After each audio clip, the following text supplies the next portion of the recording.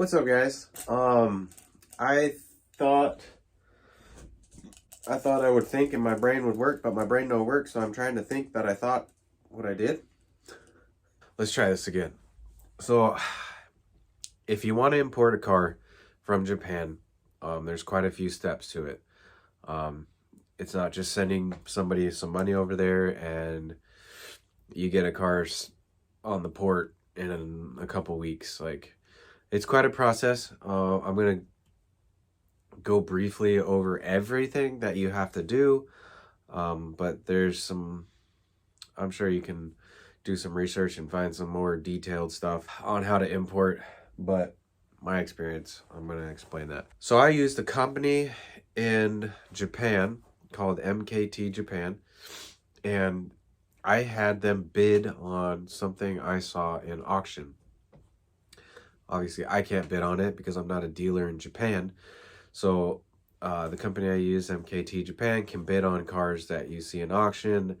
There's deposits and stuff like that, but essentially they can bid on that stuff for you if you see something. I think import guys in Washington, here in Washington, can do that. And there's other, I think All Things JDM does that too, but I use MKT Japan. Really happy with them, so that worked out great. So I had them bid on the van. Obviously, there are dealers in Japan.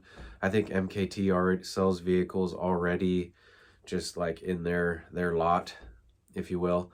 I bought a Mitsubishi Bravo off of them, a Route 66, really cool K-van from them with the birthday of May 98, so it's going to go out this May since it'll hit the 25-year rule birthday. That's another thing.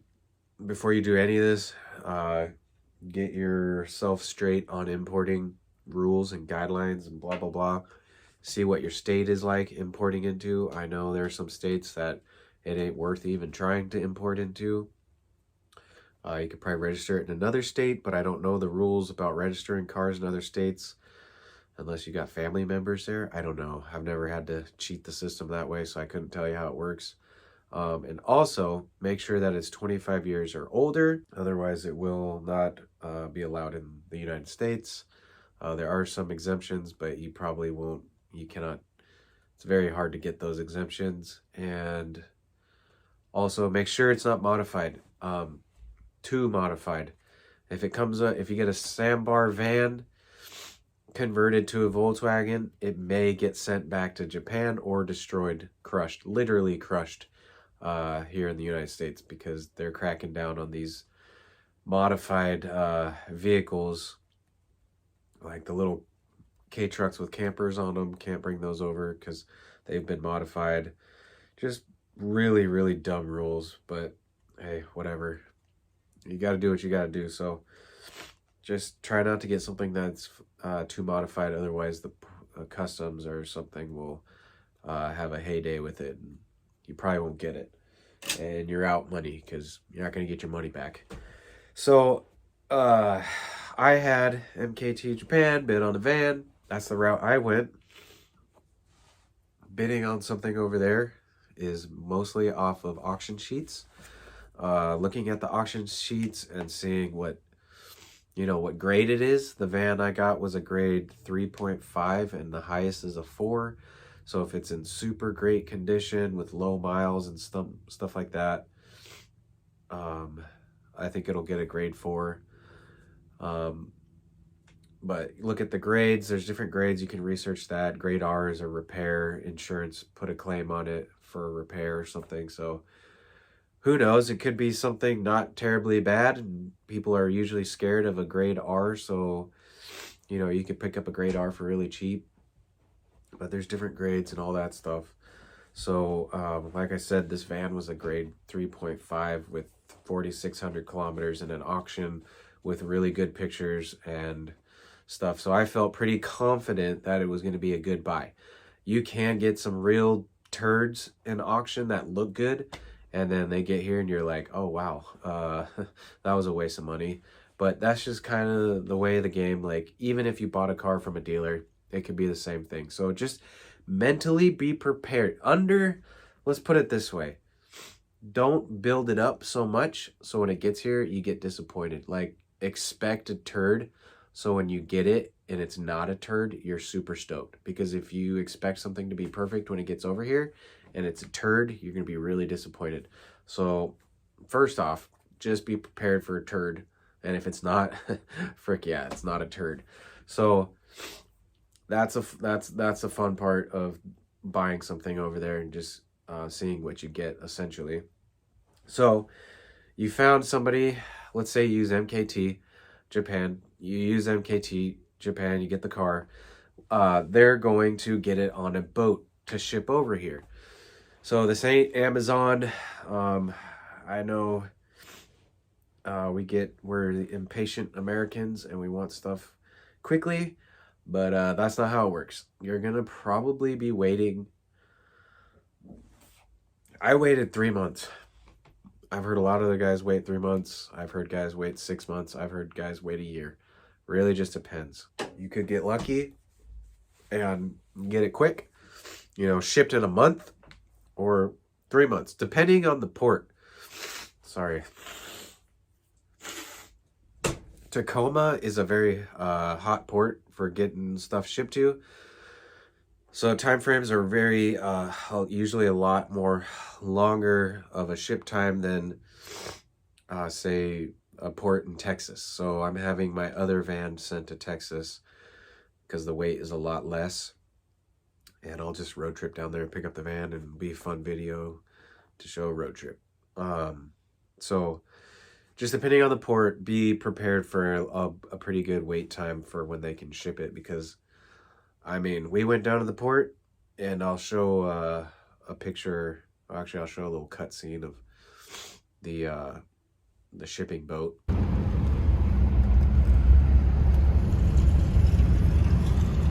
This lane, because she's in that lane. Those things are massive, and they have tons of cars on them. New cars, so new cars are pushing, obviously, our 25-year-old K cars to the back of the line, because they're certainly not as important as a dealership getting their brand new cars for 2023. So you just kind of have to be prepared for whatever you get, and prepared to be waiting for whatever time it takes for it to get on a boat. I know Yuichi at MKT Japan really pushes hard to get stuff on a boat, but he can only do so much. So like I said, at the end of the day, you just got to be patient and just kind of roll with it. And that's another thing that scares people off from importing. If you're not in a hurry, it's great for the experience. But, if you're super stoked on it right now and you got to have one, next week, then, you're going to be better off buying one in the States and paying just a little bit more. I mean, you could get lucky and find one for almost the same price as importing a K car in the United States, so that's a good deal to pick up. Or you'll pay a little bit more, but you just think, oh, that's, I paid a few $1,000s more, but that's the wait. I would have had to wait for it and not seen it, and now I get to see it here, so I'm paying extra for that. So it has its pros and its cons, but like I said, you can get lucky and find stuff over here for about as much as you can import it. And even though you see something being bought in Japan for $300 at auction, trust me, you ain't getting that $300 truck over here for less than a few $1,000s. Like, all the fees and everything starts to add up. And so, it's going to go up in price.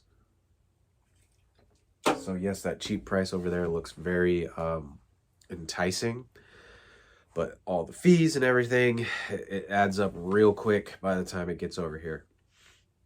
So, you got so we're going back down. So we got our vehicle from MKT Japan, and we're waiting for shipping. Okay, so it's been a few months, and he's like, hey, your van's getting on a boat. I'm going to be sending you export certificate documents in FedEx. So I think most guys use FedEx. It gets here really quick. And they're going to send you the export certificate, which is, I'm sure you've seen these if you pay attention to other people bragging about getting their export certificate. This is what it looks like. It's green. It's got some swirlies on it. They will usually, I think usually will send you a translated front piece, which is stamped and like certified, because you're going to need the translated piece of this because it's all in Japanese. So it's got to be translated. And there's the back of the certificate, which again is in Japanese.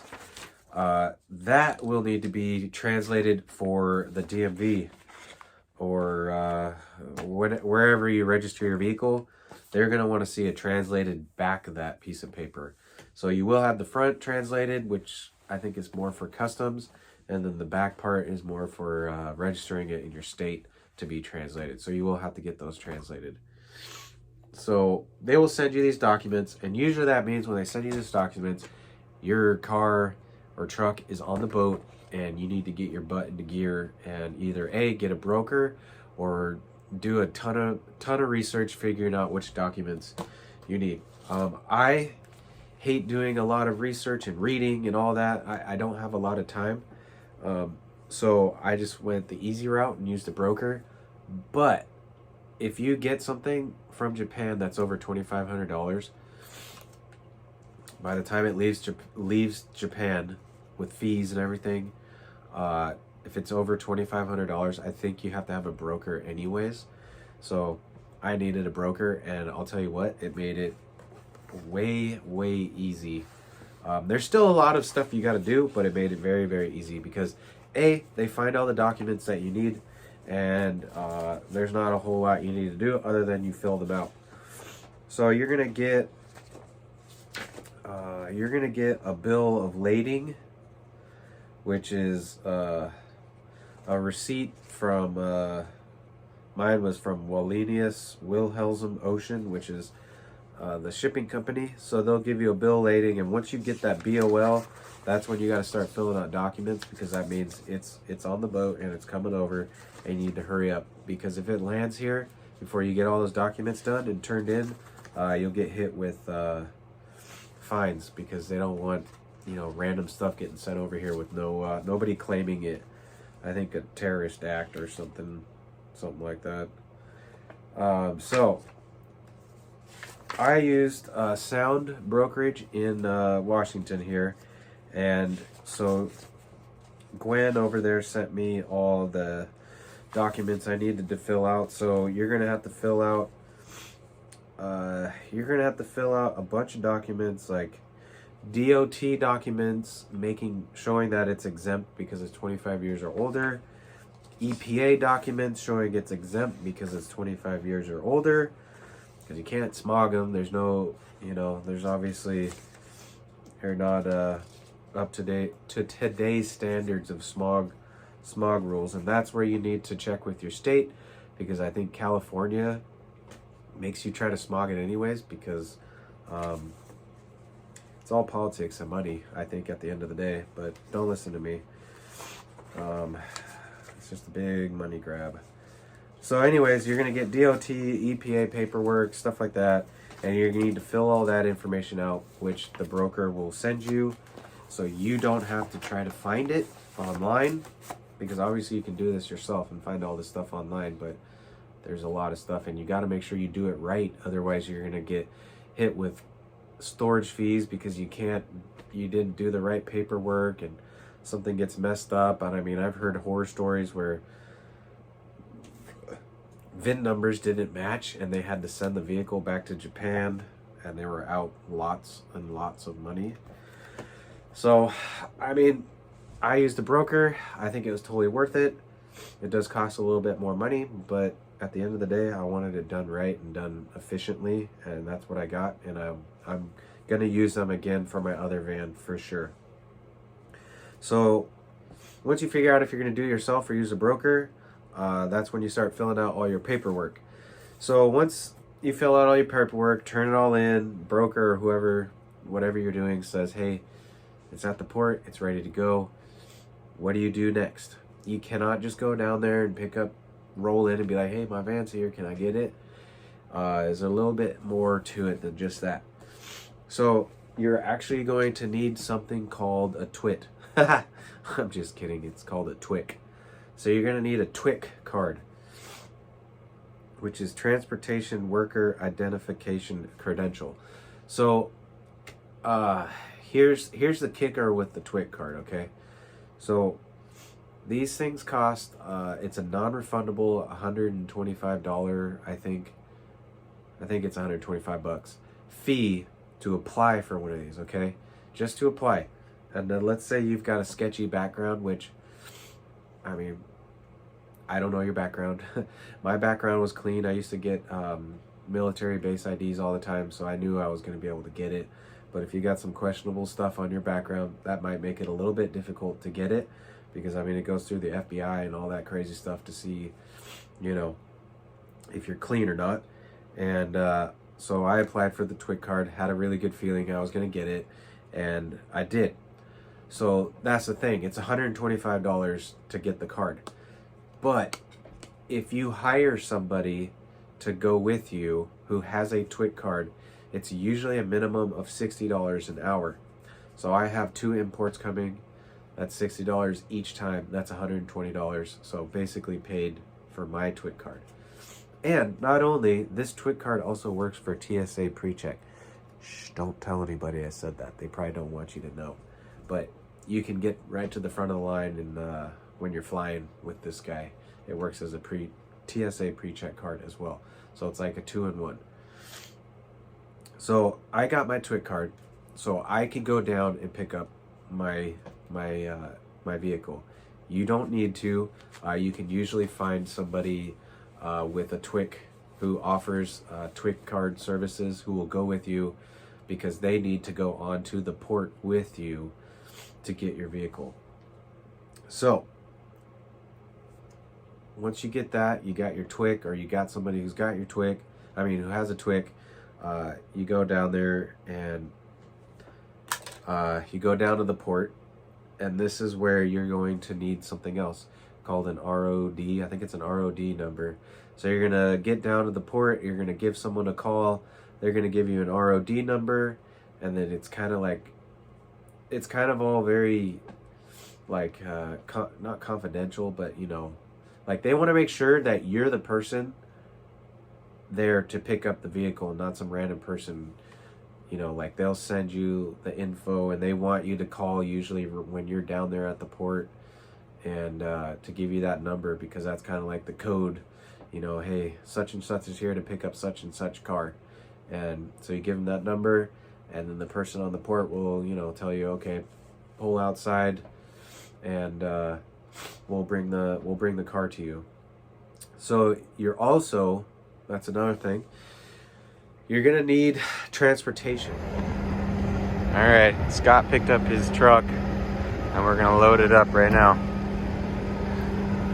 X Murder from Discord.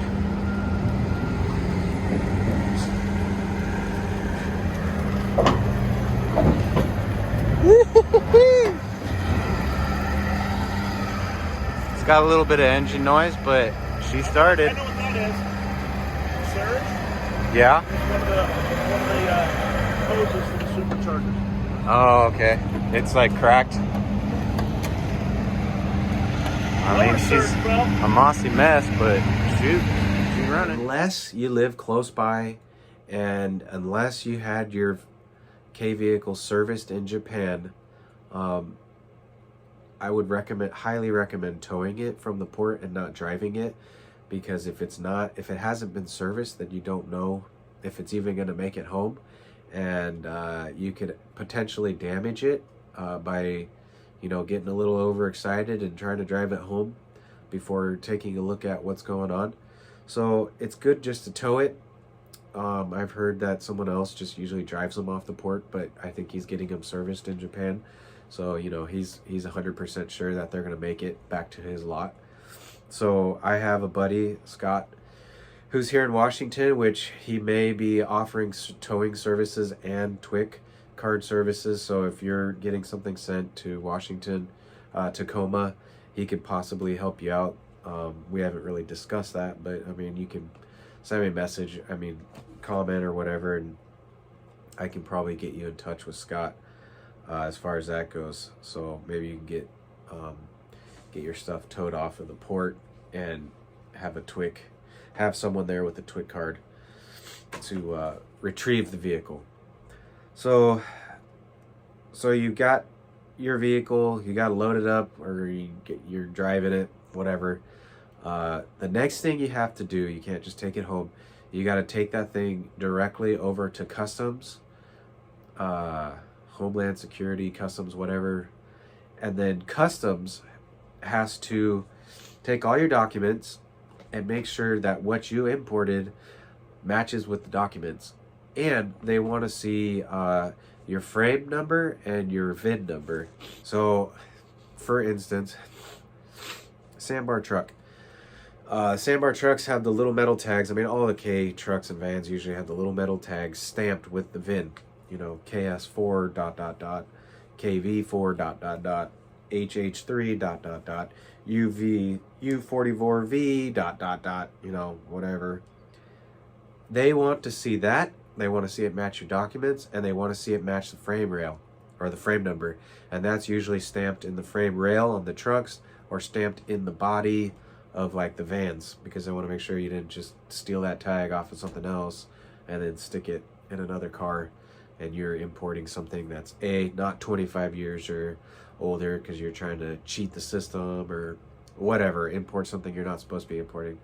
So after you take it to Customs and have them take a look and verify that, then you're good to go. That's when you have to obviously register it in your state to be able to drive it on the street. And that's when you have to have the export certificate translated front and back. So the front, obviously, you should get that. I think that comes from whoever you bought the vehicle from. They usually send you a translated stamped certified sheet, but also the back needs to be translated and stamped and certified to register it. Because there's different export certificates. Some are for K vehicles only, some are for normal passenger vehicle, big cars, you know, normal cars.